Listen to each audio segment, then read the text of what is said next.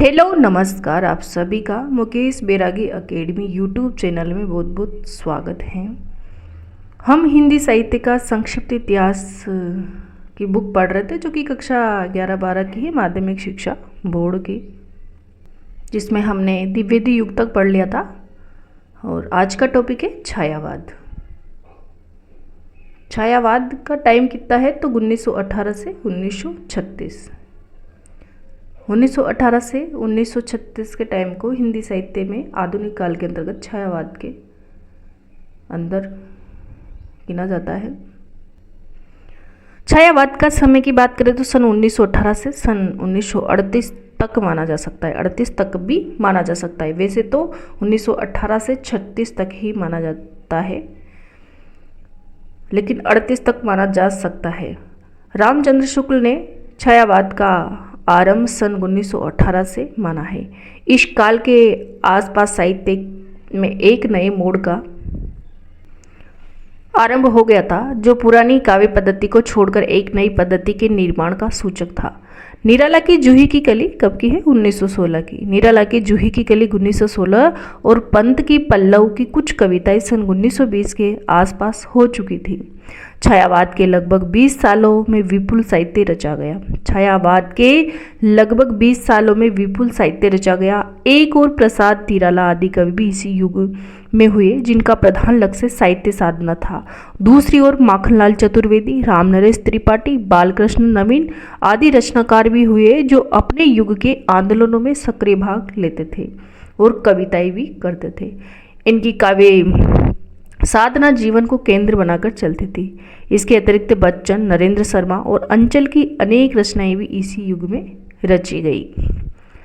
छायावाद के इस काल में कवित्व की दृष्टि से अनुभूति की तीव्रता, सूक्ष्मता और अभिव्यंजना, शिल्प के उत्कर्ष की दृष्टि से काव्य श्रेष्ठ हैं। इस काल के काव्य में प्राचीन भारतीय परंपरा के जीवंत तत्वों का ही समावेश नहीं हुआ, वरन उसने परवर्ती काव्य के विकास में काफी प्रभावित किया। छायावादी काव्य में ही अपने युग के जनजीवन की समग्रता की अभिव्यक्ति मिलती है। ये काव्य पूर्ण और सर्वांगीण जीवन के उच्चतम आदर्श को व्यक्त करने का प्रयास करता है। छायावाद का युग भारत की अस्मिता की खोज का युग है। छायावाद का युग भारत की अस्मिता की खोज का युग है। छायावाद का युग भारत की अस्मिता की खोज का युग है। इस युग की एक प्रमुख प्रवृत्ति है राष्ट्रीय और सांस्कृतिक काव्य का सर्जन। यानी कि इसकी प्रमुख प्रवृत्तियां हैं राष्ट्रीय और सांस्कृतिक काव्य का सर्जन, व्यक्तिकता, स्वातंत्र्य चेतना, अनुभूति की प्रतिष्ठा, वेदना की विवृत्ति और प्रेमानुभूति, सौंदर्य चेतना, प्रकृति चित्रण, राष्ट्रीय स्वर और भाषा और शिल्प इत्यादि इसकी प्रमुख प्रवृत्तियां हैं, जिसमें से प्रमुख है राष्ट्रीय और सांस्कृतिक काव्य का सर्जन। इस राष्ट्रीय सांस्कृतिक धारा के मुख्य कवि हैं माखनलाल चतुर्वेदी, सियाराम शरण गुप्त और बालकृष्ण शर्मा नवीन, सुभद्रा कुमारी चौहान। यानी कि राष्ट्रीय सांस्कृतिक धारा के प्रमुख कवि कौन कौन से हैं?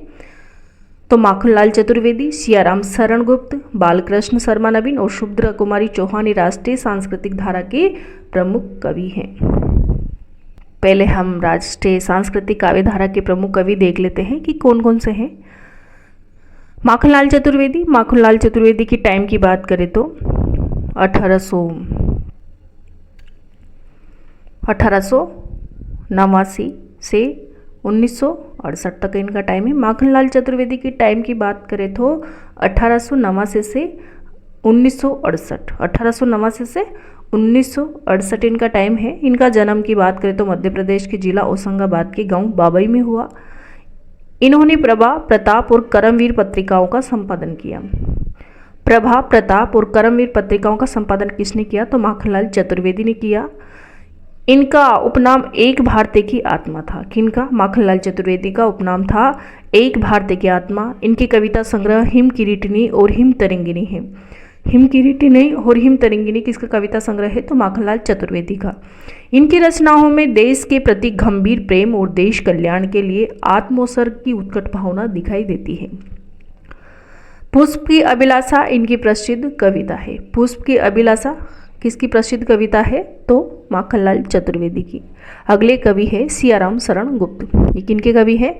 तो राष्ट्रीय सांस्कृतिक धारा के प्रमुख कवि सियाराम शरण गुप्त। सियाराम शरण गुप्त के टाइम की बात करें तो 1895 से 1963, 1895 से 1963 इनका टाइम है। जन्म उत्तर प्रदेश के जिला झांसी के चिरगांव नामक गांव में हुआ। ये मैथिली शरण गुप्त के छोटे भाई थे। ये समरसता और नम्रता की प्रति मूर्ति थे। इनकी पहली रचना सन 1910 में इंदु पत्रिका में प्रकाशित हुई। मोरे विजय, अनाथ, दुर्वादल, विषाद, आद्रा, पाते, मरणमयी, बापू, देनिकी आदि इनकी प्रसिद्ध काव्य संग्रह है। किनके? तो सियाराम शरण गुप्त के काव्य संग्रह है मोरे विजय, अनाथ, दूरवादल, विषाद, आद्रा, पाते, मरणमयी, बापू, देनिकी आदि। इनकी सभी रचनाओं का पर अहिंसा, सत्य, करुणा, विश्व बंधुत्व, शांति और गांधीवादी मूल्यों का गहरा प्रभाव दिखाई देता है। अगले कवि बालकृष्ण शर्मा नवीन का टाइम है 1897 से 1960। 1897 से 1960 इनका टाइम है। इनका जन्म ग्वालियर के बयाना गांव में हुआ था। किनका जन्म? तो बालकृष्ण शर्मा का जन्म ग्वालियर के बयाना गांव में हुआ था। इन्होंने प्रभा और प्रताप पत्रिकाओं का संपादन किया। किनका? प्रभा और प्रताप पत्रिकाओं का संपादन किया। और प्रभा और प्रतापी पत्रिकाएं भी है ना, किसकी थी? माखनलाल चतुर्वेदी की भी है। कुमकुम 1939 इनका पहला काव्य संग्रह है। उर्मिला काव्य इन्होंने 1934 में ही लिख लिया था, किंतु उसका प्रकाशन 1975 में हुआ। इनके अन्य काव्य ग्रंथ है अपलक, रश्मि रेखा, क्वाशी तथा हम विषय पाए जन्म के। नवीन जी की रचनाओं में प्रणय और राष्ट्र प्रेम दोनों भाव की उत्तम अभिव्यक्ति हुई है। ये स्वच्छदाता, प्रेम और मस्ती के कवि के रूप में अधिक जाने जाते हैं। ये स्वच्छदाता और प्रेम की मस्ती के कवि के रूप में अधिक जाने जाते। कौन? बालकृष्ण शर्मा नवीन। अगले कवि है सुभद्रा कुमारी चौहान। सुभद्रा कुमारी चौहान का जन्म 1905 से 1948 तक इनका टाइम है। तो इनका टाइम कितना है सुभद्रा कुमारी चौहान का? 1905 से 1948। और ये है ना राष्ट्रीय काव्य धारा की एकमात्र कवित्री है। और इनका जन्म प्रयाग के निहालपुर गांव में हुआ था। ये शिक्षा अधूरी छोड़कर स्वतंत्रता के आंदोलनों में कूद पड़ी। स्वतंत्रता आंदोलन के समय ये कई बार जेल भी गई। इनकी कविताएं हैं त्रिधारा और मुकुल में इनकी कविताएं संकलित है। इनकी कविता झांसी की रानी जो इम्पोर्टेंट है, इनकी कविता झांसी की रानी तो सामान्य जन में बहुत प्रसिद्ध हुई है। इन्होंने राष्ट्र प्रेम के साथ साथ पारिवारिक परिदृश्य पर भी रचनाएं लिखी। इनके साथ ही रामनरेश त्रिपाठी, उदय शंकर भट्ट, जगन्नाथ प्रसाद मिलंद, दिनकर आदि भी राष्ट्रीय सांस्कृतिक धारा के प्रमुख कवि हैं। और इन्होंने राष्ट्रीय सांस्कृतिक धारा की कविताएं लिखी। रामनरेश त्रिपाठी ने मानसी 1927, रामनरेश त्रिपाठी की है मानसी 1927, पति 1920 और स्वप्न 1929 खंड काव्य लिखे। रामनरेश त्रिपाठी ने मानसी 1927, पति 1920 और स्वप्न 1929 खंड काव्य लिखे। जयशंकर भट्ट ने तक्षशिला 1929, दिनकर ने रेणुका 1935 कविता संग्रह लिखे। आगे है प्रमुख छायावादी कवि। छायावादी कवि से पहले छायावाद के बारे में थोड़ी सी अन्य जानकारी देख लेते हैं।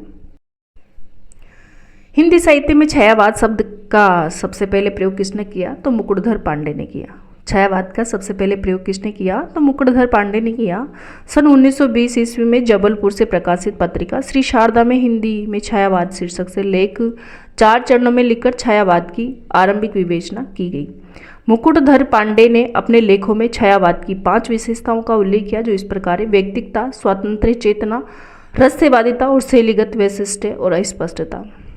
सरस्वती पत्रिका जुलाई 1920 ईस्वी के अंक में प्रकाशित मुकुटधर पांडे की कविता कुर्री के प्रति छायावाद की प्रथम कविता मानी जाती है। कुर्री के प्रति छायावाद की प्रथम कविता मानी जाती है। और रामचंद्र शुक्ल ने मुकुटधर पांडे को छायावाद का प्रवर्तक स्वीकार किया है। तो छायावाद का प्रवर्तक मुकुटधर पांडे को किसने स्वीकार किया है? रामचंद्र शुक्ल ने छायावाद को मुकुटधर पांडे को छायावाद का प्रवर्तक किसे स्वीकार किया? तो मुकुटधर पांडे को। और किसने किया? छायावाद के प्रवर्तक और अन्य ने भी अन्य लोगों को, जैसे सुमित्रा नंदन पंत की बात करें तो नंद दुलारे वाजपेयी ने किया इत्यादि। अलग अलग विद्वानों ने अलग अलग कवियों को प्रवर्तक माना है छायावाद का, तो उसको देख लेते हैं एक बार। तो छायावाद के प्रवर्तक मुकुटधर पांडे को किसने माना? आचार्य रामचंद्र शुक्ल ने। और सुमित्रा नंदन पंत को नंद दुलारे वाजपेयी ने छायावाद का प्रवर्तक माना। सुमित्रा नंदन पंत को किसने माना? तो नंद दुलारे वाजपेयी ने माना। और जयशंकर प्रसाद को इला चंद्र जोशी और गणपति चंद्रगुप्त। इला चंद्र जोशी और गणपति चंद्रगुप्त ने किसको माना? तो जयशंकर प्रसाद को। ये सर्वमान्य मत है, सभी जयशंकर प्रसाद सार्वभौमिक रूप से इसको ही मानते छायावाद का प्रवर्तक। और माखनलाल चतुर्वेदी को भी माना, किसने? प्रभाकर माचवे ने। माखनलाल चतुर्वेदी को छायावाद का प्रवर्तक माखनलाल चतुर्वेदी ने माना। और सर्वमान्य मत के अनुसार कौन है छायावाद के प्रवर्तक? जयशंकर प्रसाद। छायावाद की विशेषताओं की बात करें तो छायावाद में है ना, निजी जीवन की अभिव्यक्ति है, अपने निजी जीवन की अभिव्यक्ति है, वेदना की अभिव्यक्ति है, और पलायन की प्रवृत्ति है, राष्ट्रीय स्वर है, समन्वयवाद है, व्यक्तिक शैली है, नारी की महत्ता है, निराशा की भावना है, सूक्ष्म सौंदर्य का भाव है, इत्यादि छायावाद की प्रमुख विशेषताएं हैं। छायावाद के प्रमुख कवि चतुष्टय को देख लेते हैं एक बार कि कवि चतुष्टय कौन कौन से छायावाद के, वृत्तरी में कौन शामिल है और लघुत्री में कौन शामिल है। तो कवि चतुष्टय की बात करें तो जयशंकर प्रसाद, सुमित्रा नंदन पंत और सूर्यकांत त्रिपाठी निराला और महादेवी वर्मा, ये छायावाद के प्रमुख 4 आधार स्तंभ कहलाते हैं। और किसका किसके ऊपर दर्शन का प्रभाव है? तो जयशंकर प्रसाद पर शैव दर्शन आनंदवाद का प्रभाव है। जयशंकर प्रसाद पर शैव दर्शन और आनंदवाद का प्रभाव है। सुमित्रा नंदन पंत पर अरविंद दर्शन का, सुमित्रा नंदन पंत पर कौन से दर्शन का प्रभाव है?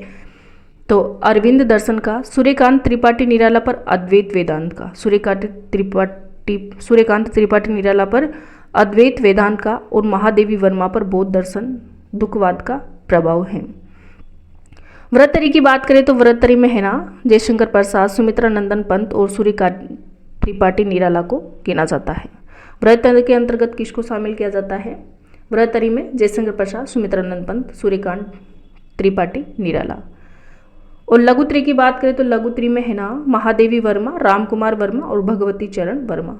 महादेवी वर्मा, रामकुमार वर्मा और भगवती चरण वर्मा को लघुत्री के अंतर्गत शामिल किया जाता है। और जयशंकर प्रसाद को छायावाद का ब्रह्मा कहा जाता है। सूर्यकांत त्रिपाठी को महेश और सुमित्रा नंदन पंत को विष्णु और महादेवी वर्मा को दुर्गा। जयशंकर प्रसाद को क्या कहा जाता है? तो ब्रह्मा की संज्ञा दी जाती है। छायावाद का ब्रह्मा कौन है? जयशंकर प्रसाद। और छायावाद का विष्णु सुमित्रा नंदन। छायावाद का विष्णु कौन है? तो सुमित्रा नंदन पंत। और छायावाद का महेश कौन है? सूर्यकांत त्रिपाठी निराला। और छायावाद की दुर्गा यानी कि शक्ति के रूप में किसे माना जाता है? महादेवी वर्मा को। इस टेबल को याद रखना है, यहाँ से क्वेश्चन आ जाते हैं कि वृत्तरी में कौन शामिल है, लघुत्री में कौन है, कवि चतुष्टय किसे कहा जाता है, शैव दर्शन पर किसका प्रभाव है, अरविंद का किस पे है। तो यहाँ से क्वेश्चन जरूर आते हैं।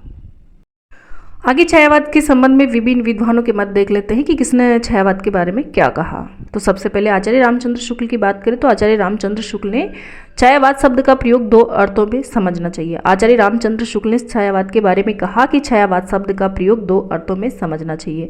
एक तो रहस्यवाद के अर्थ में, जहाँ इसका संबंध काव्य वस्तु से है। एक तो रहस्यवाद के संबंध में, जहाँ इसका संबंध छायावाद का संबंध किससे? काव्य वस्तु से है। अर्थात जहाँ कवि उस अनंत और अज्ञात प्रीतम को आलंबन बनाकर अत्यंत चित्रमयी भाषा में प्रेम की अनेक प्रकार से व्यंजना करता है। छायावाद शब्द का दूसरा प्रयोग काव्य शैली या पद्धति विशेष के व्यापक अर्थ में है। पहला तो किससे है? काव्य वस्तु से है। दूसरा किससे है? काव्य शैली से है छायावाद का संबंध। तो किसने कहा? आचार्य रामचंद्र शुक्ल ने। जयशंकर प्रसाद ने जब वेदना के आधार पर स्वानुभूतिमयी अभिव्यक्ति होने लगी, जब वेदना के आधार पर स्वानुभूतिमयी अभिव्यक्ति होने लगी, तब हिंदी में उसे छायावाद के नाम से अभिहित किया गया।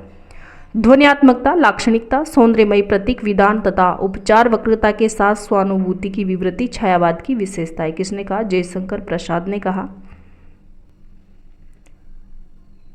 नंदुलारे वाजपेयी के अनुसार मानवत्व प्रकृति के सूक्ष्म किंतु व्यक्तिक सौंदर्य में आध्यात्मिक छाया का भान मेरे विचार में छायावाद की सर्वमन सर्वमान्य व्याख्या हो सकती है। मानव और प्रकृति के सूक्ष्म किंतु व्यक्तिक सौंदर्य में छायावाद, छाया का बाण मेरे विचार से क्या हो सकता है, छायावाद की सर्वमान्य व्याख्या हो सकती है। किसके अनुसार, नंद दुलारे वाजपेयी के अनुसार।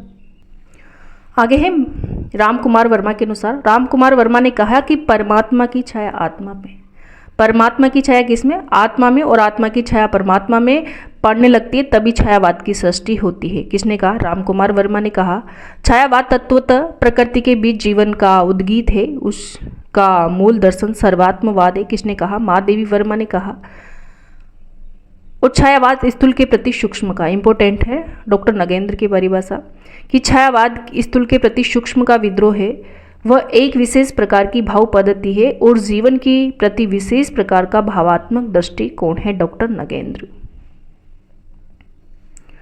छायावाद स्थूल के प्रति सूक्ष्म का विद्रोह नहीं रहा। किसने कहा, रामविलास शर्मा ने, कि छायावाद स्थूल के प्रति सूक्ष्म का विद्रोह नहीं रहा, वरन तोती नैतिकता, रूढ़िवाद और सामंतीवादी साम्राज्य बंधनों के प्रति विद्रोह रहा। तोती नैतिकता, रूढ़िवाद और साम्राज्यवादी बंधनों के प्रति विद्रोह रहा, परंतु ये विद्रोह मध्यम वर्ग के तत्वाधान से हुआ, इसलिए उसके साथ मध्यम वर्गीय संगति, पराजय और पलायन की भावना भी जुड़ी हुई है। रामविलास शर्मा ने कहा।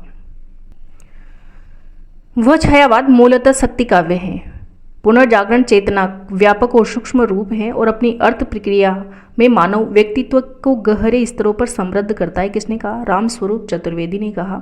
छायावाद के मूल में पाश्चात्य रहस्यवादी भावना अवश्य थी।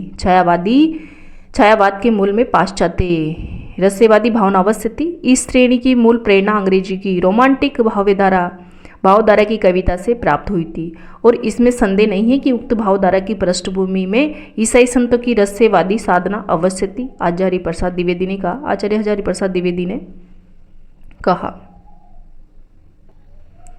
और छायावाद उस राष्ट्रीय जागरण की अभिव्यक्ति है। छायावाद उस राष्ट्रीय जागरण की अभिव्यक्ति है जो एक और पुरानी रूढ़ियों से मुक्ति चाहता है, दूसरी ओर विदेशी पराधीनता से। ये किसने कहा, तो नामवर सिंह ने कहा। छायावाद उस राष्ट्रीय जागरण की अभिव्यक्ति है जो एक ओर तो क्या चाहता है, पुरानी रूढ़ियों से मुक्ति चाहता है, दूसरी ओर क्या चाहता है, विदेशी पराधीनता से मुक्ति चाहता है। किसने कहा, नामवीर सिंह ने कहा। और छायावाद व्यक्तित्व की कविता है, उस जिसका आरंभ व्यक्ति के महत्व को स्वीकार करने और करवाने से हुआ, यह भी नामवीर सिंह ने कहा। ये छायावाद के बारे में विभिन्न विद्वानों के मत थे। आगे देखते हैं प्रमुख छायावादी कवि। छायावादी कवियों के अंतर्गत सबसे पहले देखते हैं जयशंकर प्रसाद। जयशंकर प्रसाद की बात करें तो इनका समय है 1890 से 1937। 1890 से 1937, इसमें 90 दे रखा है, वैसे 1889 भी आता है। 1889 में इनका जन्म हुआ था काशी में। तो इनका जन्म काशी में एक संपन्न घराने में हुआ था जो सुगनी साहू के नाम से प्रसिद्ध था। कवि होने के साथ साथ एक गंभीर चिंतक भी थे। कौन, जयशंकर प्रसाद। कवि होने के साथ साथ गंभीर चिंतक भी थे और इनको छायावाद का ब्रह्मा भी कहा जाता है। व्रतरी में शामिल है ये, और इन पर है ना शैव दर्शन आनंदवाद का प्रभाव था। और ये क्या करते थे, जयशंकर प्रसाद आरंभ में कलाधर उपनाम से ब्रजभाषा में कविताएं लिखते थे। और इनका बाल्यकाल की बात करें तो इनका बाल्यकाल में नाम झारखंडी था। किनका, तो जयशंकर प्रसाद का बाल्यकाल में नाम क्या था, झारखंडी था।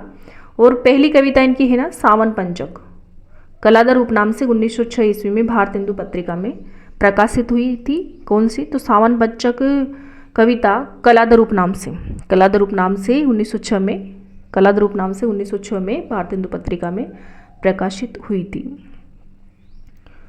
और ये गंभीर क्या थे, चिंतक भी थे। कामायनी 1935 इनका प्रसिद्ध महाकाव्य है। प्रसिद्ध महाकाव्य कौन सा है इनका, तो कामायनी। जयशंकर प्रसाद की पहली पुस्तक उर्वशी चंपू काव्य है।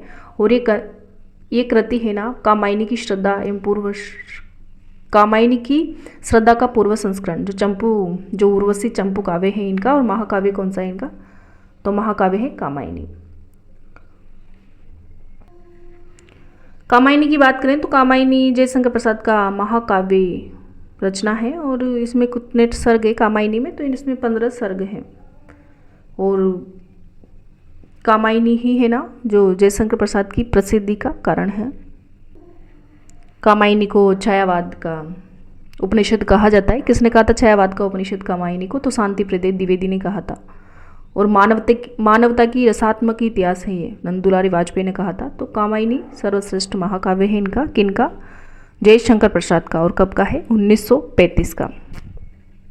जयशंकर प्रसाद की अन्य प्रमुख रचनाएं जैसे वन मिलन, प्रमुख काव्य रचनाएं वन मिलन 1909, प्रेम राज्य 1909, अयोध्या का उद्धार 1910, सो को उच्छ्वास 1910, वब्रू वाहन 1911, कानन कुसुम 1913, प्रेम पति 1913, करुणाले 1913, महाराणा का महत्व 1914 और झरना 1918, झरना 1918, आंसू 1924, लहर 1933। इनकी कविताओं में स्वार्थ का निषेध व भारतीय समाज और विश्व की कल्याण की प्रतिष्ठा की गई है। अगले कवि है सूर्यकांत त्रिपाठी निराला। सूर्यकांत त्रिपाठी निराला की बात करें तो इनका टाइम है 1897 से 1962, 1897 से 1962 इनका टाइम है। इनका जन्म महिसादल स्टेट मेदिनीपुर बंगाल में बसंत पंचमी को हुआ था। इनका जीवन अनेक अभावों एवं विपत्तियों से भरा रहा। किनका? तो सूर्यकांत त्रिपाठी निराला का जन्म विभिन्न अभावों और विपत्तियों से भरा रहा। ये अपनी धुन के पक्के और फक्कड़ स्वभाव के व्यक्ति थे। सूर्यकांत त्रिपाठी निराला अपनी धुन के पक्के और फक्कड़ स्वभाव के व्यक्ति थे। इनकी रचनाएं जूही की कली 1916, जूही की कली कब की है? तो 1916 की है। और अनामिका 1923 की, परमिल 1930, गीतिका 1936, तुलसीदास 1937। तुलसीदास कब की है? तो 1937 की। इन्होंने मतवाला और समन्वय का भी संपादन किया। इनकी लंबी कविता राम की शक्ति पूजा इनकी ही नहीं वरन संपूर्ण छायावादी काव्य का एक सर्वश्रेष्ठ और उत्कृष्ट उपलब्धि है। सूर्यकांत त्रिपाठी निराला को अनेक उपनामों से जाना जाता है, जैसे छायावाद का महेश, आधुनिक कवियों का गोरखनाथ, मुक्तक छंद के प्रवर्तक हैं ये, और भाषा के किसान, शताब्दी के कवि, छायावाद के कठिन काव्य के प्रेत इत्यादि इनको कहा जाता है। मुक्तक छंद को यानी कि केचवा छंद, रबड़ छंद के नाम से जाना जाता है। और इनके मुक्तक छंद का प्रवर्तक किसे कहा जाता है? तो सूर्यकांत त्रिपाठी निराला को कहा जाता है। और कविता कामनी को छंदों के बंधन से मुक्त करने का श्रेय निराला को ही है। निराला की उपाधि मतवाला के संपादक सेठ महादेव प्रसाद ने इनको दी थी। निराला ने पत्रकार के रूप में मतवाला और समन्वय का क्या किया था? संपादन किया था।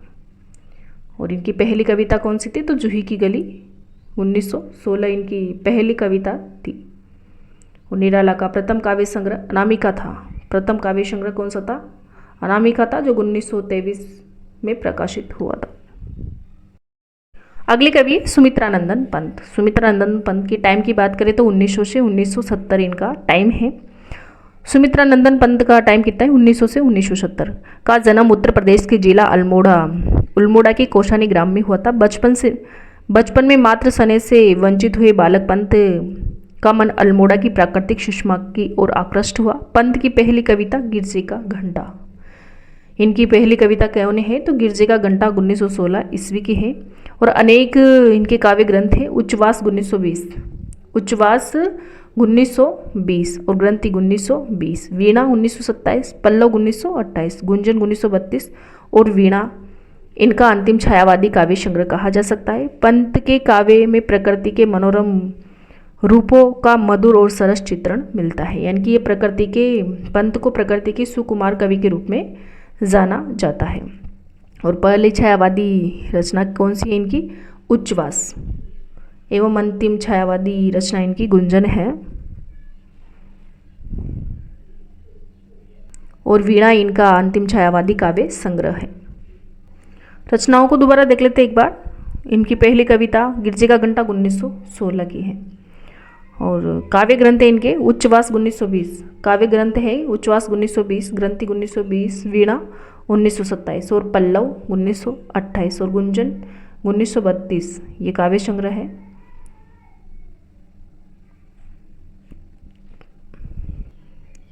और सुमित्रानंदन पंत की बात करें तो इनको है ना छायावाद साहित्य जगत में, हिंदी साहित्य जगत में छायावाद के विष्णु के रूप में जाना जाता है। और ये प्रकृति के क्या थे? सुकुमार कवि थे। 100 कवियों का सौम्य संत इनको कहा जाता है। शब्द शिल्पी कहा जाता है। विप्रलंब का इनको कवि कहा जाता है। और इनके बचपन का नाम क्या था सुमित्रा नंदन पंत का, तो गोसाई दत्त था। और ये अरविंद दर्शन का इनके ऊपर प्रभाव था। हिंदी साहित्य के क्षेत्र में सबसे पहले ज्ञानपीठ पुरस्कार पंत को प्राप्त हुआ था सन 1968 में। चिदम्बरा काव्य कृति के लिए इन्हें ज्ञानपीठ पुरस्कार दिया गया था। और 1960 में इन्हें कला व बूढ़ा चांद के लिए साहित्य अकादमी पुरस्कार भी प्राप्त हुआ था। सुमित्रा नंदन पंत को कला व बूढ़ा चांद के लिए 1960 में साहित्य अकादमी पुरस्कार प्राप्त हुआ था। अगली है छायावाद की प्रमुख कवयित्री महादेवी वर्मा। महादेवी वर्मा का टाइम है 1907 से 1987। इनका जन्म की बात करें तो 1907 में फर्रुखाबाद उत्तर प्रदेश में हुआ था। इनके काव्य संग्रह है निहार 1930, रश्मि 1932, नीरजा 1935 और शांदे गीत 1936 और यामा 1940। निहार, रश्मि, नीरजा और शांदे गीत ये सभी गीतों के संग्रह हैं। किनके? तो महादेवी वर्मा की। महादेवी वर्मा को छायावाद की एकमात्र कवयित्री, आधुनिक युग की मीरा कहा जाता है। और निराला ने महादेवी वर्मा को हिंदी के विशाल मंदिर की सरस्वती कहा है। इनकी विवाह की बात करें तो 9 वर्ष की आयु में ही इनका विवाह हो गया था और फिर ये दोनों अलग अलग हो गए थे। महादेवी वर्मा की कृतियों को एक बार दोबारा देख लेते हैं, जैसे निहार 1930, रश्मि 1932 और शांदे गीत 1936 और यामा 1940 और नीरजा 1934 है। दीपशिखा भी है 1942, सप्तपर्णा भी है 1960 की और प्रथम आयाम भी है 1984 की। अग्निरेखा भी है इनकी 1990 की। तो अन्य रचनाएं भी हैं लेकिन इसमें सोल्ट रूप से इम्पोर्टेंट ही दे रखी है इस बुक में। छायावाद के अन्य कवियों में माखनलाल चतुर्वेदी हैं, बालकृष्ण शर्मा नवीन हैं, भगवती चरण वर्मा और डॉक्टर रामकुमार वर्मा, मोहनलाल मेहतो वियोगी, लक्ष्मी नारायण मिश्र, जनार्दन प्रसाद झा द्विज, गोपाल सिंह नेपाली, केदारनाथ मिश्र, प्रभात, आर.सी. प्रसाद सिंह आदि भी उल्लेखनीय है। ये भी छायावाद के कवि हैं। इस काल में प्रेम और मस्ती का काव्य खूब लिखा गया। छायावाद की बात करें तो छायावाद में प्रेम और मस्ती का काव्य खूब लिखा गया। इन कवियों में हरिवंश राय बच्चन, नरेंद्र शर्मा, गोपाल सिंह नेपाली, हरदेश और हरिकृष्ण प्रेमी, अंचल आदि उल्लेखनीय हैं। इन कवियों की कविताओं में जीवन से भागने का नहीं वरन जीवन की विषमताओं को एक सामान्य अनुभूति के स्तर पर सुलझाने की ललक दिखाई पड़ती है। निष्कर्ष रूप में कह सकते हैं कि छायावाद में स्वच्छंदतावादी प्रवृत्ति मिलती है। छायावाद की बात करें तो छायावाद की प्रमुख विशेषता है कि इसमें स्वच्छंदतावादी प्रवृत्ति मिलती है, किंतु इसमें नैतिक दृष्टि प्रधान है। छायावादी काव्य शर्ववाद, कर्मवाद, वेदांत, शैव दर्शन, अद्वैतवाद और भक्ति आदि भारतीय सिद्धांतों को लेकर चलता है। इसकी अभिव्यंजना शैली में नवीनता है। छायावाद की अभिव्यंजना शैली में क्या है? नवीनता है। आगे है छायावाद काल का गद्य साहित्य। गद्य साहित्य की बात करें तो इसके अंतर्गत है ना नाटक, उपन्यास, कहानी, निबंध, समालोचनाएं इत्यादि आते हैं कि कौन से नाटक रचे गए गद्य काल छायावाद में और उपन्यास कौन से हैं, कहानी, निबंध। तो देखते हैं सबसे पहले गद्य साहित्य में नाटक। हिंदी नाटक साहित्य की दृष्टि से इस युग को प्रसाद युग कहना उचित होगा।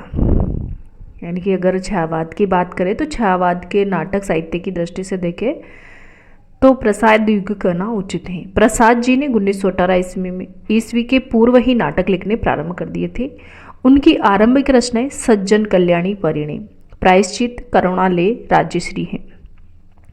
जो प्रारंभिक नाटक से संबंधित इनकी रचनाएं हो क्या कौन कौन सी है? तो सज्जन, कल्याणी, परिणय, प्रायश्चित, करुणालय, राज्यश्री की इनकी रचनाएं। तो किसकी रचनाएं हैं? तो प्रसाद की, हजारी प्रसाद की रचनाएं हैं।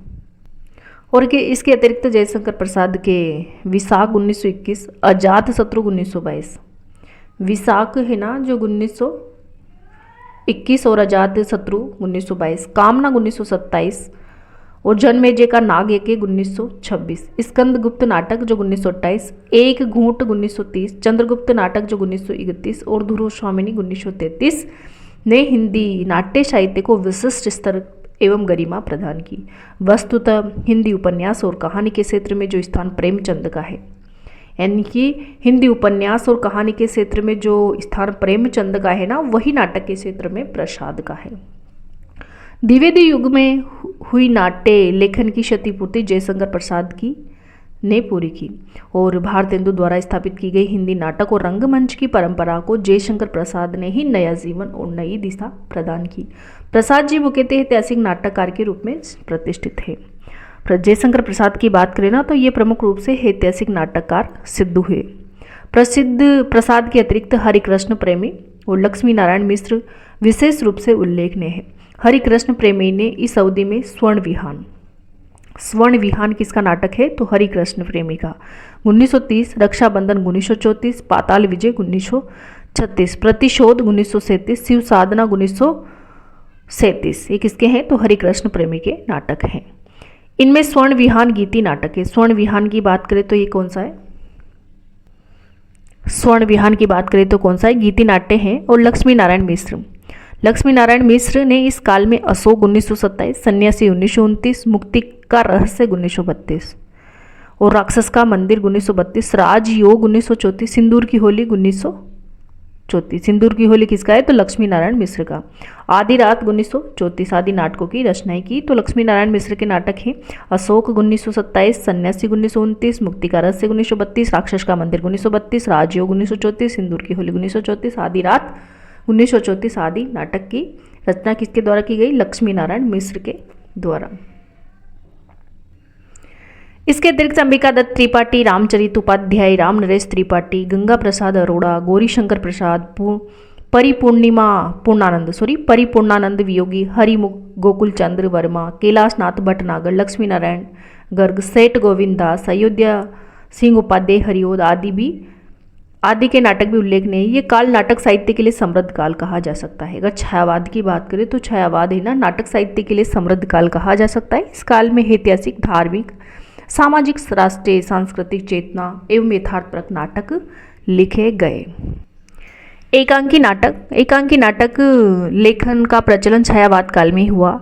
यो आरंभ से एकांकी लेखन चिटपुट प्रयास होने लगे थे। उदाहरण के लिए महेश चंद्र प्रसाद के भारतेश्वर का संदेश 1918, देवी प्रसाद गुप्त के उपाधि और व्याधि 1921 तथा रूपनारायण पांडे प्रायश्चित प्रहसन 1923। ये किसके तो एकांकी नाटक हैं। और किनके हैं, देवी प्रसाद गुप्त के उपाधि, देवी प्रसाद गुप्त का के हैं उपाधि और व्याधि 1921, रूप नारायण पांडे का है प्रायश्चित प्रहसन 1923, महेश चंद्र प्रसाद के भारतेश्वर का संदेश 1918। बद्रीनाथ भट्ट के एकांकी संग्रह लबड़ धोधो 1924 में मनोरंजक प्रसन्न संकलित है। हनुमान शर्मा के एकांकी संग्रह मानविजय 1926, बेचन शर्मा उग्र का 4 बेचारे 1929 और प्रसाद का एक घूंट क्या है एकांकी नाटक है 1930 एक घूंट 1930 इस काल की उल्लेखनीय रचना है। हिंदी की पश्चिमी ढंग के एकांकी नाटकों का प्रणयन 1930 ईस्वी के बाद हुआ। इस क्रम में रामकुमार वर्मा के बादल की मृत्यु 1930, भुवनेश्वर प्रसाद कारवा 1935 उल्लेखनीय रचनाएं हैं। अन्य एकांकीकारों में गणेश प्रसाद द्विवेदी का सोहाग बिंदी तथा अन्य नाटक 1934, जयशंकर भट्ट का दुर्गा 1934, एक ही कब्र में 1937 और एक ही कब्र में 1936, सेठ गोविंद दास का स्पर्धा 1935, जगदीश चंद्र माथुर का मेरी बांसुरी 1936 और भोर का तारा 1937 और भगवती चरण वर्मा का एकांकी सबसे बड़ा आदमी 1936 विशेष लोकप्रिय हुए। आगे है उपन्यास। इनकी छायावाद में कौन कौन से उपन्यास हुए।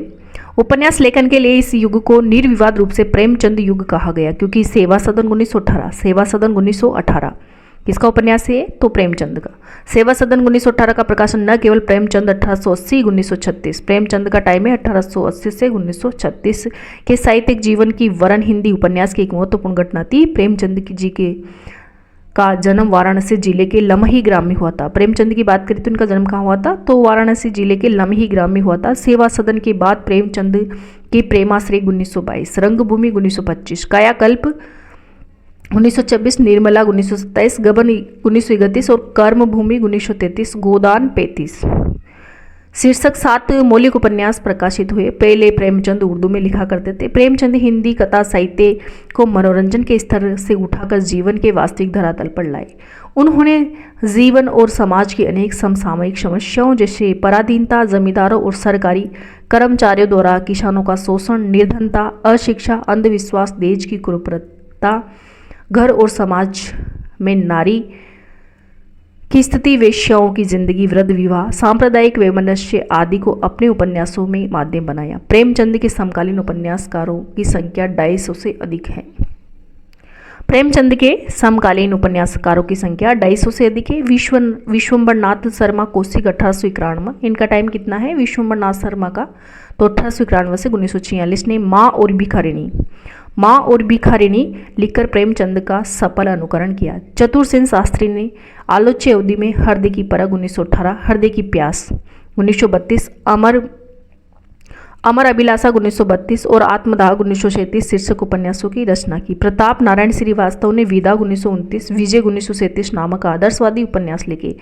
शिव पूजन सहाय ने आंचलिक उपन्यास देहाती दुनिया 1926, किसका है देहाती दुनिया, तो शिव पूजन सहाय का है। देहाती दुनिया आंचलिक उपन्यास लिखा। प्रेमचंद युग के ही अक्कड़ और उपन्यासकार बेचन शर्मा उग्र, प्रेमचंद युग के ही अक्कड़ उपन्यासकार बेचन शर्मा उग्र ने चंद हसीनों के कुतूत 1927, दिल्ली का दलाल 1927, बुधवा की बेटी 1928, शराबी 1930 उपन्यासों की रचना की। इन्होंने समाज की बुराइयों को, उसकी नंगी सच्चाई को बिना किसी लाग लपेट के साहस के साथ किंतु सपाट बयानी के साथ प्रस्तुत किया। उग्र के ही अनुकरण पर ऋषभ चरण जैन ने वर्जित विषयों पर दिल्ली का कलंक, दिल्ली का व्यभिचार, वेश्यापुत्रस्यमही आदि उपन्यास लिखे।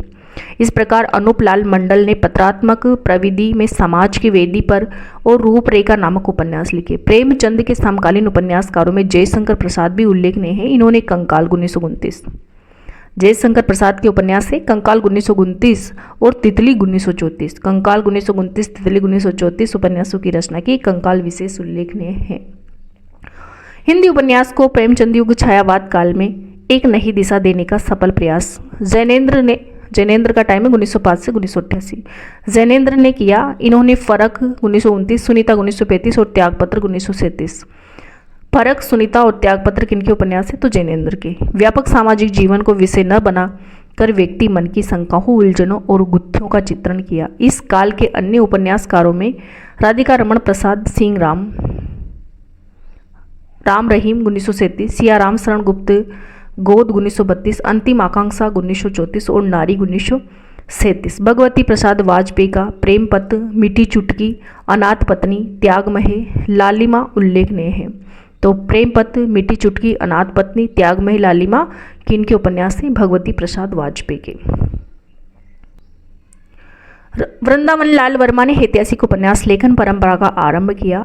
इनके संगम 1928, लगन 1929, प्रत्यागत 1929, कुंडली चक्र 1932 सामाजिक उपन्यास हैं तथा गढ़ कुंडार 1929, विराठा की पद्मनी 1935 ऐतिहासिक उपन्यास है।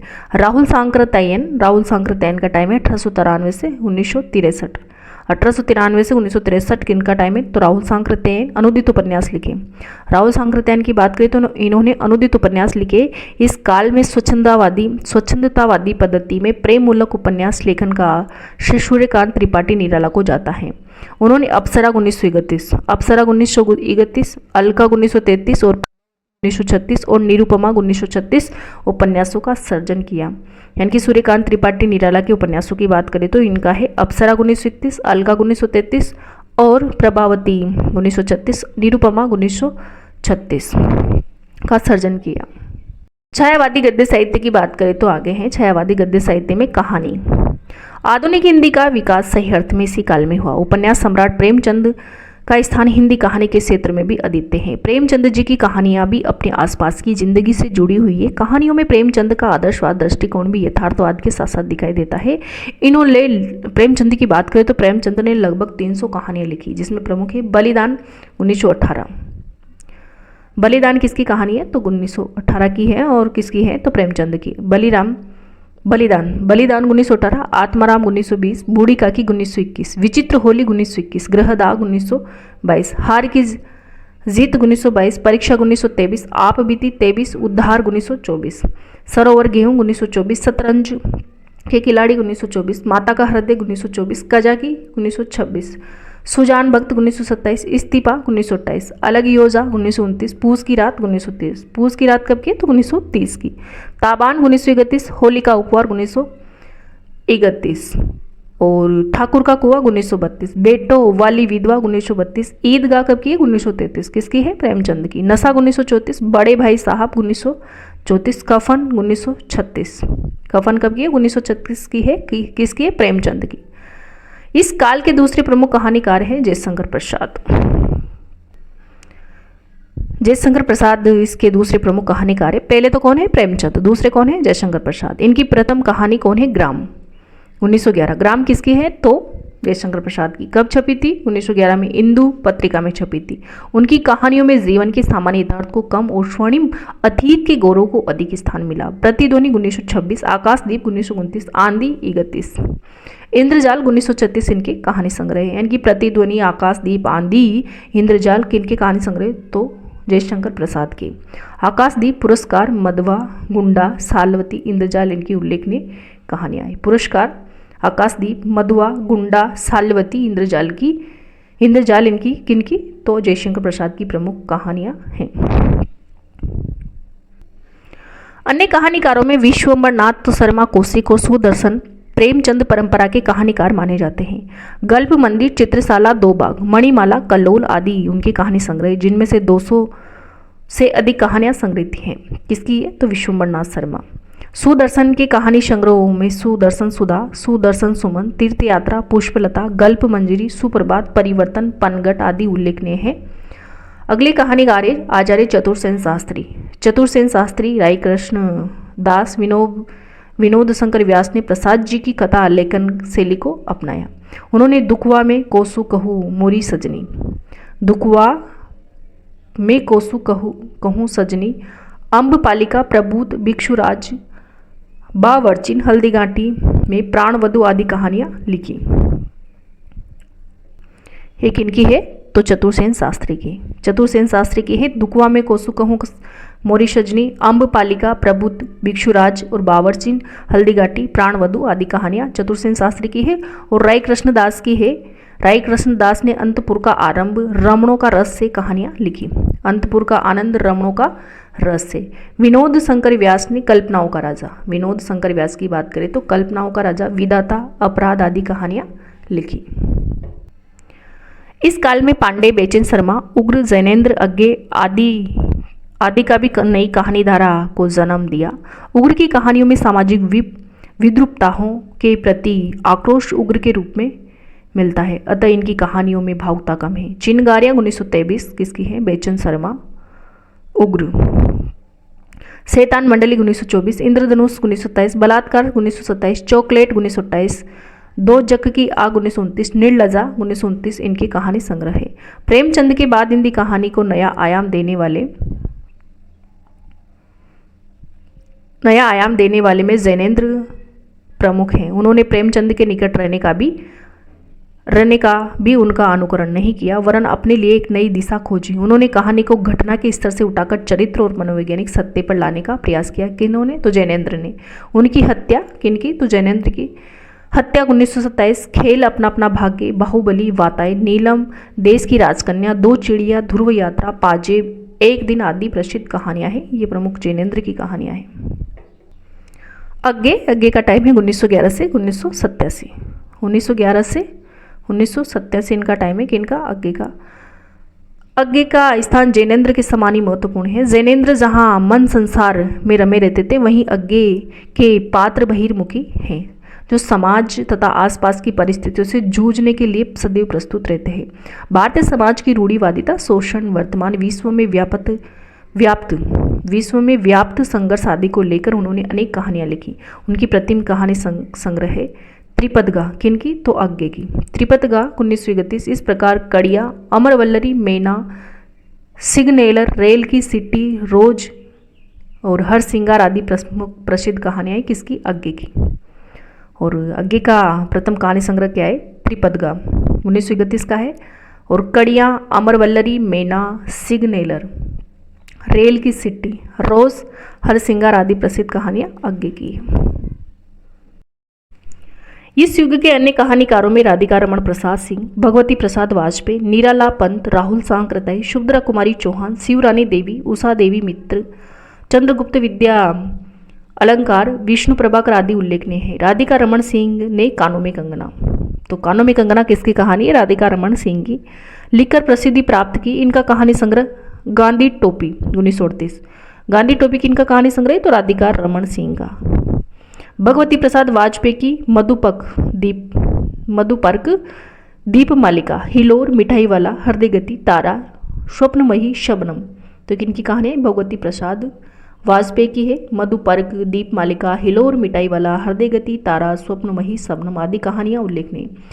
भगवती चरण वर्मा की कहानियाँ इंस्टॉलमेंट 1936 संग्रहित। निराला ने श्रीमती गजानंद शास्त्रिणी, पद्मा, लिली, तो पंत जी ने पानवाला नामक कहानी लगी। निराला ने कौन सी कहानी? तो निराला ने श्रीमती गजानंद शास्त्रिणी, पद्मा और लिली, और पंत जी ने पानवाला, पंत जी की पानवाला। अगली है राहुल सांकृत्यायन का कहानी संग्रह सतमी के बच्चे 1935। राहुल सांकृत्यायन का कहानी संग्रह है सतमी के बच्चे। सतमी के बच्चे राहुल सांकृत्यायन का कहानी संग्रह है। सतमी का बच्चा कब का है? सतमी के बच्चे 1935। नारी लेखिकाओं में सुभद्रा कुमारी चौहान की कहानियां सामाजिक पारिवारिक जीवन के व्यवहारिक चित्रण के लिए विशेष प्रसिद्ध हैं। बिखरे मोती 1932 किसके हैं? तो सुभद्रा कुमारी चौहान की प्रमुख कहानियां। बिक्रे मोती 1932, उन्मादनी 1934 की कहानी संग्रह है। बिक्रे मोती 1932, उन्मादनी 1934 किसके कहानी संग्रह है? तो सुभद्रा कुमारी चौहान की। शिवरानी देवी की कहानी संग्रह कौमुदी 1937। शिवरानी देवी की कहानी संग्रह क्या है? कौमुदी 1937। उषा देवी मित्रा की भावुकता भरी कहानियां 1933 ईस्वी के आसपास प्रकाशित हुई। इनमें पीयू कहाँ, मूर्त मृदंग, गोधुली, देवदासी, मन का मोह आदि प्रमुख है। किनकी है ये कहानियां? तो उषा देवी मित्रा की। चंद्रगुप्त विद्यालंकार की कहानियां गोरा, बचपन, संदेह, आंसू, शराबी, भय का राज्य, पगली, ताड़ का पत्ता, मास्टर जी उल्लेखनीय। तो चंद्रगुप्त विद्यालंकार की कहानियां गोरा, बचपन, संदेह, आंसू, शराबी, भय का राज्य, पगली, ताड़ का पत्ता, मास्टर जी प्रमुख उल्लेखनीय रूप से हैं। छायावाद के गद्य साहित्य में अगला है निबंध का टॉपिक। इस युग के सबसे प्रमुख निबंधकार आचार्य रामचंद्र शुक्ल। छायावाद के गद्य साहित्य के युग की बात करें तो निबंध के क्षेत्र में निबंधकार आचार्य रामचंद्र शुक्ल हैं। इनके निबंध चिंतामणि के 2 खंड संकलित हैं।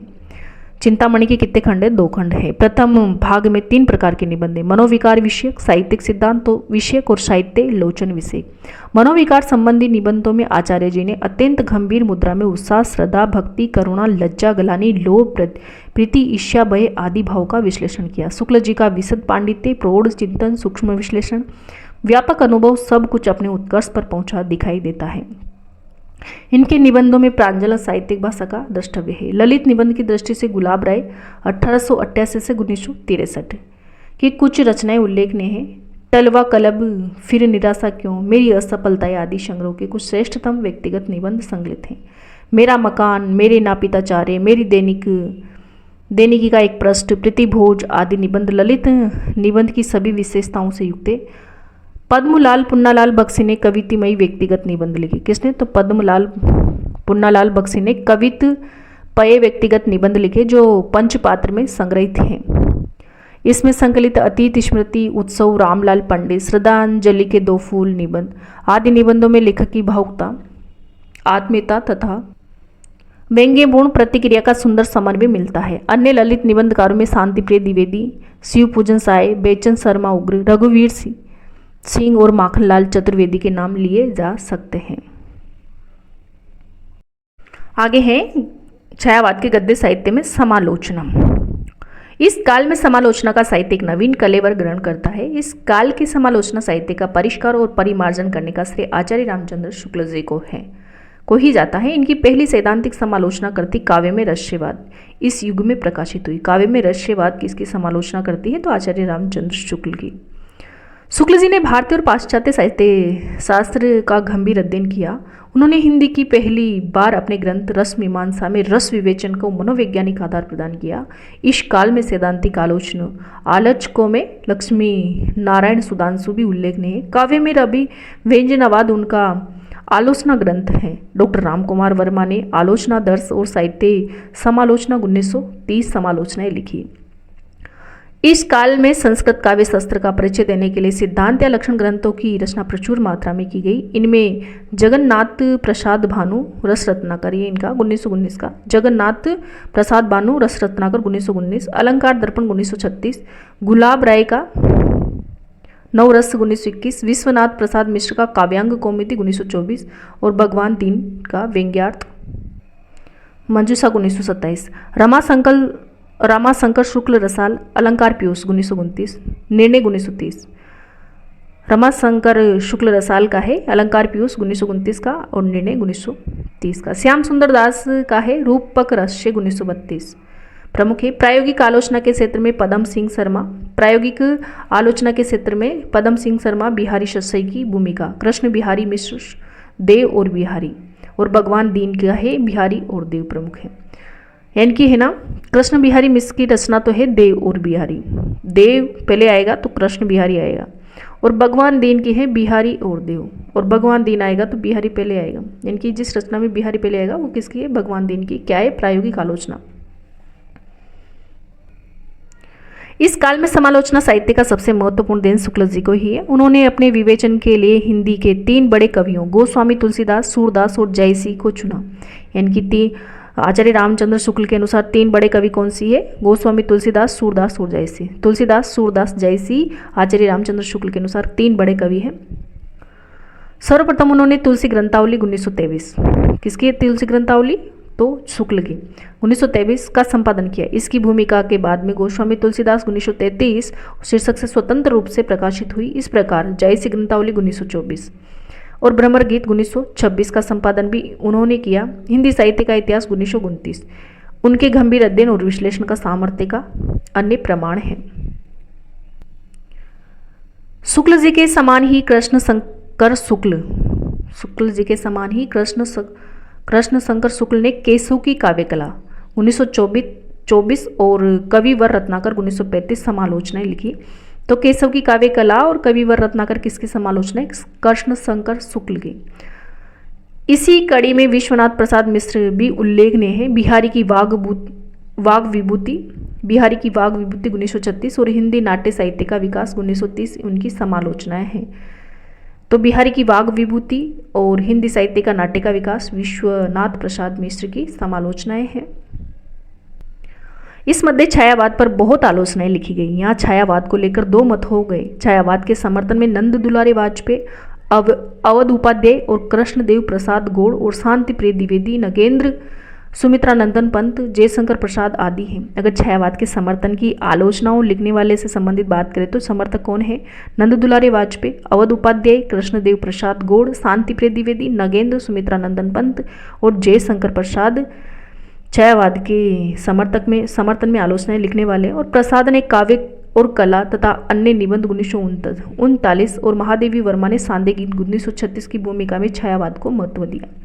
छायावाद के समर्थक आलोचक नंद दुलारे वाजपेयी जी हैं। छायावाद के प्रमुख समर्थक आलोचक की बात करें तो कौन है, नंद दुलारे वाजपेयी हैं। उन्होंने प्रसाद, निराला और पंत पर 1931 में पृथक 3 निबंध लिखकर छायावाद की वृत्तरी की घोषणा की।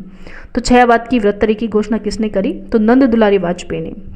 प्रसाद, निराला और पंत पर 1931 में पृथक 3 निबंध लिखे और छायावाद की वृत्तरी की घोषणा की। शांति प्रिय द्विवेदी जी ने हमारे साहित्य का निर्माता 1932। शांति प्रिय द्विवेदी की बात करें तो हमारे साहित्य के निर्माता 1932। कवि और काव्य 1936। कवि और काव्य किसका है, तो शांति प्रिय द्विवेदी का है और हमारे साहित्य के निर्माता भी शांति प्रिय द्विवेदी का है।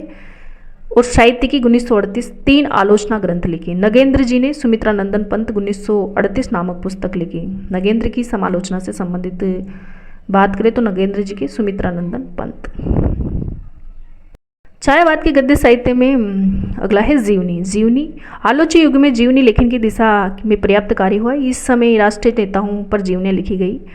इनमें नवजादी कलाल श्रीवास्तव ने देशभक्त लाला लाजपत राय 1920, ईश्वरी प्रसाद शर्मा, बाल गंगाधर तिलक 1920, रामदयाल तिवारी गांधी मीमांसा 1921, राम नरेश त्रिपाठी गांधी जी कौन है 1921, नरोत्तम दास व्यास गांधी गौरव 1921, डॉक्टर राजेंद्र प्रसाद चंपारण में महात्मा गांधी 1922। और मनमथनाथ गुप्त की है चंद्रशेखर आजाद 1938। प्रमुख जीवनियाँ है। इस काल में भारतीय इतिहास के महापुरुषों एवं महिलाओं से संबंधित जीवनियाँ भी लिखी गई। इनमें रामनरेश त्रिपाठी की पृथ्वीराज चौहान, रामनरेश त्रिपाठी की जीवनी है पृथ्वीराज चौहान 1919। रामवृक्ष शर्मा की शिवाजी 1925। गौरीशंकर हीराचंद ओझा की है महाराणा प्रताप सिंह 1927। और शिवव्रत लाल वर्णन की है सच्ची देवियाँ 1921। मनोरमा बाई की विद्योत्तमा 1924 आदि प्रमुख जीवनियाँ हैं छायावाद काल की। अगला छायावाद गद्य साहित्य में है आत्मकथा। आत्मकथा अपने जीवनी लिखना आत्मकथा है। हिंदी में इस विधा का आरंभ बनारसी दास जैन ने अर्धकथानक 1914। बनारसी दास की आत्मकथा है। अर्धकथानक कब लिखी थी 1914। अर्धकथानक कब लिखी थी 1914 ईस्वी में। ये पद्यात्मक रचना थी। गद्य में सत्यानंद अग्निहोत्री ने मुझमें देव जीवन का विकास, जो गद्य ये तो पद्य में थी अर्धकथानक, और गद्य में किसने लिखी सत्यानंद अग्निहोत्री ने मुझमें देव जीवन का विकास 1910। और स्वामी दयानंद जीवन चरित्र 1917 आत्मकथा लिखी। छायावादी युग में भाई परमानंद ने आप बीती 1921। मोहनदास करमचंद गांधी ने आत्मकथा 1923। नेताजी सुभाष चंद्र बोस ने तरुण के स्वप्न 1935 उल्लेख ने आत्मकथाएं लिखी।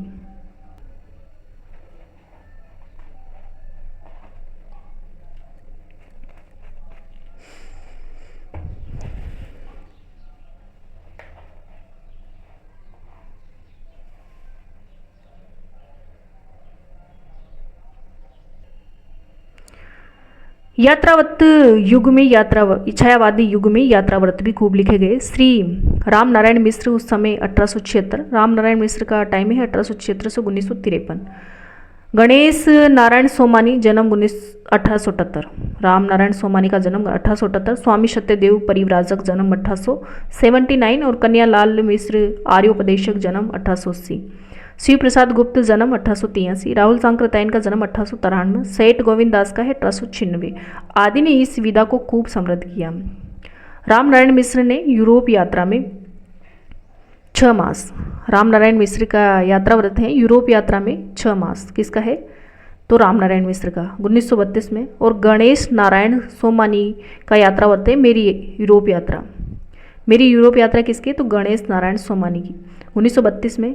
इनकी यात्रा वृत्तांत पत्रात्मक शैली में है जो उन्होंने अपनी बेटी को लिखे थे। यानी कि गणेश नारायण सोमानी की बात करें तो इनके यात्रा वृत्तांत है ना पत्रात्मक शैली में है जो इन्होंने अपनी बेटी को लिखे थे। कन्यालाल मिश्र का यात्रा वृत्तांत है आर्योपदेशक ने हमारी जापान यात्रा और 1931। शिव प्रसाद गुप्त ने पृथ्वी प्रदक्षिणा 1934 यात्रा व्रत लिखे। इनमें सत्यदेव परिव्राजक का तथा राहुल सांकृत्यायी इस युग के प्रमुख यात्रा वृत्तांत लेखक हैं। सत्यदेव ने मेरी जर्मन यात्रा 1926, सत्यदेव की है मेरी जर्मन यात्रा 1926, यात्री मित्र 1936, यूरोप की सुखद स्मृतियाँ 1937, ज्ञान के उद्यान में 1937, नई दुनिया में मेरे अद्भुत स्मरण 1937 और अमेरिका प्रवास को मेरी अद्भुत कहानी 1937 नामक यात्रा व्रत लिखे। किसने सत्यदेव ने। और राहुल सांकृत्यायन ने तिब्बत में 1.25 वर्ष, राहुल सांकृत्यायन का यात्रा व्रत है तिब्बत में 1.25 वर्ष 1933, तिब्बत में 1.25 वर्ष 1933, मेरी यूरोप यात्रा 1935 और मेरी तिब्बत यात्रा 1937 शीर्षक ग्रंथों से यात्रा व्रत लिखे। तो राहुल सांकृत्यायन के तिब्बत में 1.25 वर्ष 1933, मेरी यूरोप यात्रा 1935, मेरी तिब्बत यात्रा 1937 शीर्षक ग्रंथों से रचना की। अगला है छायावाद के गद्य साहित्य में संस्मरण और रेखाचित्र। इस युग में संस्मरण एवं रेखाचित्र भी पर्याप्त मात्रा में लिखे गए। सरस्वती में राम कुमार खेमका, कृपानाथ मिश्र, राम नारायण मिश्र, भगवान दीन दुबे, रामेश्वरी नेहरू, श्रीमन्नारायण अग्रवाल के संस्मरण प्रकाशित हुए। आचार्य रामदेव ने, स्वामी श्रद्धानंद, अमृतलाल चक्रवर्ती ने, बाल मुकुंद गुप्त, बनारसी दास चतुर्वेदी ने श्रीधर पाठक पर संस्मरण लिखे। सुधा 1921 में प्रकाशित इला चंद्र जोशी कृत मेरे प्राथमिक जीवन की स्मृतियां तथा वृंदावन वर्मा कृत कुछ संस्मरण भी उल्लेखनीय है। इस युग में संस्मरणात्मक रेखा चित्रों की एक नई विधा का भी प्रचलन हुआ जिसके विकास में श्री राम शर्मा, बनारसी दास चतुर्वेदी तथा महादेवी वर्मा ने महत्वपूर्ण योगदान दिया। श्री राम शर्मा कृत है बोलती प्रतिमा, श्री राम शर्मा कृत बोलती प्रतिमा 1937 विशेष उल्लेखनीय है। महादेवी वर्मा जी के संस्मरणात्मक रेखा चित्रों में रामांग 1930, बिंदाग 1934, सब या 1935, बिट्टो 1935, गीसा 1936 आदि प्रमुख हैं। चतुर्वेदी जी ने संतों, समाजसेवियों, देश सेविकों और साहित्यकारों से संबंधित अनेक संस्मरणात्मक रेखा चित्र लिखे। आगे है छायावादोत्तर काल 1936 से आगे के काल को, छायावाद के आगे के यानी कि 1936 से आगे के काल को किस नाम से जाना जाता है? तो छायावादोत्तर काल।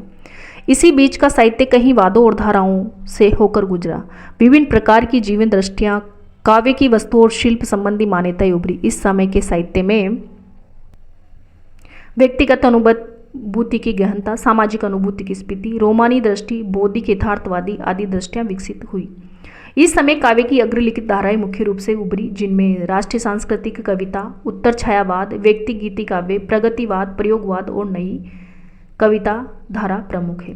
राष्ट्रीय सांस्कृतिक काव्य धारा की प्रमुख कृतियों में नवोस, कुणाल गीत, अजित, जय भारत जो मैथिली शरण गुप्त की है, माता समर्पण, युग चरण जो माखनलाल चतुर्वेदी की है, ये राष्ट्रीय सांस्कृतिक काव्य धारा की प्रमुख कृतियां हैं।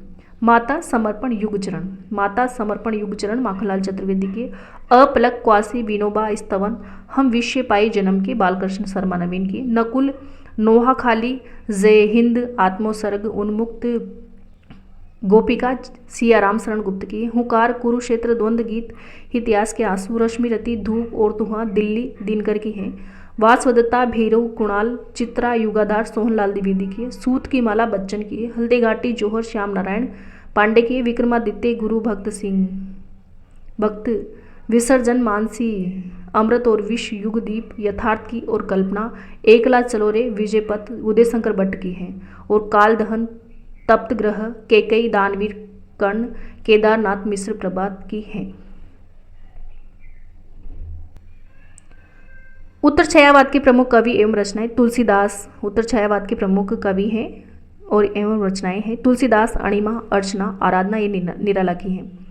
यानी कि तुलसीदास, अणिमा, अर्चना, आराधना किसकी? निराला की। स्वर्ण किरण, स्वर्णदूली, मधुज्वाल, युगपत, उत्तरा, रजत शिखर, शिल्पी, अतिमा, कला और बूढ़ा चांद, लोकायते ने सुमित्रानंदन पंत की है। दीपशिखा महादेवी वर्मा की है। रूप अरूप, सिप्रा, मेघगीत, अवंतिका या जानकी वल्लभ शास्त्री की है। व्यक्तिक प्रगीत कविता में रोमानी धारा की कविताएं आती हैं। इस प्रवृत्ति के अंतर्गत आने वाली प्रमुख कविताएं हैं निशा निमंत्रण, आकुल अंतर, सतरंगिनी, मिलन, यामिनी हरिवंश राय बच्चन की है। रसवंती दिनकर की है। प्रभात फेरी, प्रवासी के गीत, पलासवन, मिट्टी और फूल, कदलीवन नरेंद्र वर्मा की है। मधुलिका, अपराजिता, किरण वेला, लाल चूनर, रामेश्वर शुक्ल अंचल की है। कलापी, संचयिता, जीवन और यौवन, पांचजन्य, आरसी प्रसाद सिंह की है। रूप रश्मि, छायालोक, उद्याचल, मनवंतर, दीवालों के शंभुनाथ सिंह की है। पंची, पंचमी, रागनी, नवीन ये गोपाल सिंह नेपाली की है। नींद के बादल, केदारनाथ अग्रवाल की है। मंजीर, गिरजा कुमार माथुर की है। छवि के बंधन, भारत भूषण अग्रवाल की। इसके पश्चात प्रगति धारा प्रमुख रूप से विकसित हुई। तो प्रगतिवादी काल आगे बढ़ेंगे। तो ये था आज का टॉपिक, जिसके अंतर्गत हमने छायावाद और छायावाद के प्रमुख कवि और छायावाद के प्रमुख गद्य साहित्य इसके बारे में पढ़ाया, और छायावादोत्तर काल इन सभी का इस हिंदी साहित्य के संक्षिप्त इतिहास की बुक से विस्तृत रूप से पढ़ा है। तो वीडियो देखने के लिए आपको बहुत बहुत धन्यवाद। अगर वीडियो पसंद आए तो लाइक करें, शेयर करें और कमेंट बॉक्स में कमेंट जरूर करें। और आप अगर चैनल में पहली बार आए हो तो चैनल को सब्सक्राइब करें। Thank you.